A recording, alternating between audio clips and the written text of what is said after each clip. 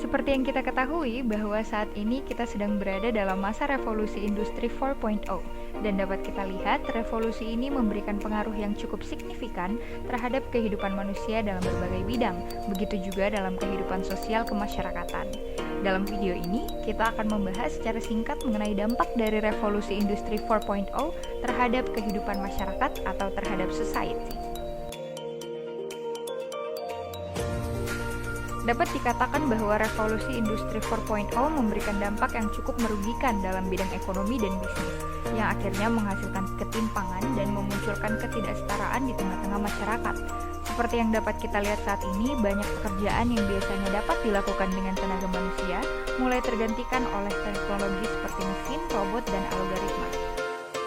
Pada masa kini, kesempatan untuk memiliki pekerjaan yang baik terlihat hanya dapat diperoleh oleh orang-orang dengan kemampuan partisipasi penuh yang dapat memberikan ide-ide baru atau modal bisnis yang tinggi. Kesempatan yang sama tidak dapat digapai oleh orang-orang yang hanya dapat menawarkan tenaga kerja berketerampilan rendah atau modal yang biasa.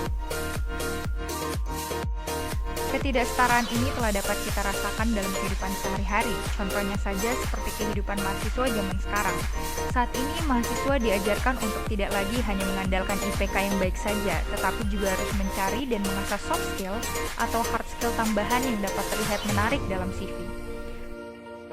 Dapat kita lihat bahwa saat ini kesempatan mahasiswa yang sibuk saat kuliah tentu berbeda dengan mahasiswa yang kurang aktif selama masa kuliah.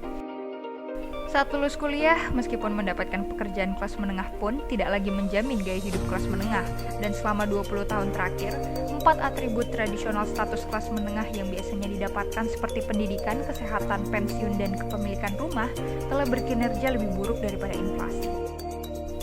Hal tersebut tentu saja memperbesar ketimpangan di tengah-tengah masyarakat.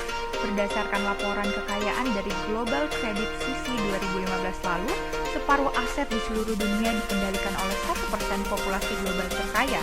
Sementara itu, setengah dari populasi terbawah secara kolektif memiliki lebih sedikit dari 1% kekayaan global.